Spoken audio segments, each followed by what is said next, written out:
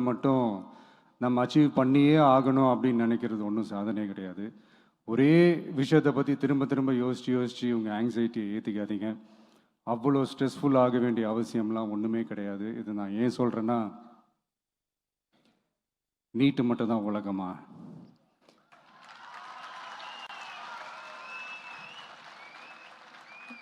நீட்டை தாண்டி இந்த உலகம் ரொம்ப ரொம்ப பெருசு. அதில் நீங்கள் சாதிக்க வேண்டியது பல விஷயங்கள் இருக்குது. அதனால் இப்போவே உங்கள் மைண்டை ரொம்ப ஸ்ட்ராங்காக வச்சுக்கோங்க, டெமோக்ராட்டிக்காக வச்சுக்க கற்றுக்கோங்க. ஏன்னா டெமோக்ரஸின்னு ஒன்று இருந்தால் தான் இந்த உலகமும் சரி, இந்த உலகத்தில் இருக்கிற எல்லா ஃபீல்டும் சரி, ஒரு ஃப்ரீடமாக இருக்க முடியும். அது மட்டும் இல்லை, ஒரு முறையான ஒரு டெமோக்ரஸி இருந்தாலே போதும், எல்லாருக்கும் எல்லாமும் ஈக்குவலாக கிடைக்கும். அதனுடைய ஃபஸ்ட்டு ஸ்டெப்பாக உங்கள் வீட்டில் இருக்கிற எல்லாருக்கிட்டையும் சொல்லுங்கள், அவங்கவுங்களுடைய ஜனநாயக கடமையை ஒழுங்காக செய்ய சொல்லுங்கள்.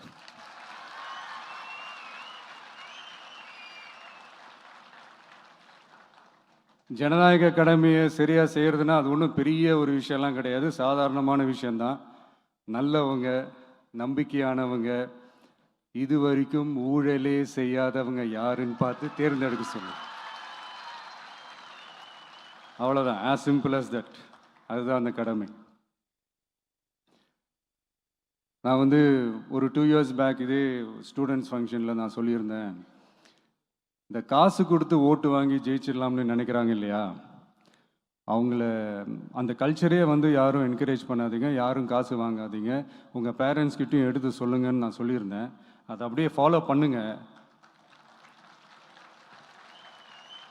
ஆனால் நீங்கள் வேணால் பாருங்கள், அடுத்த வருஷம் என்ன நடக்க போகுதுன்னு. வண்டி வண்டியாக கொண்டாந்து கொட்ட போகிறாங்க.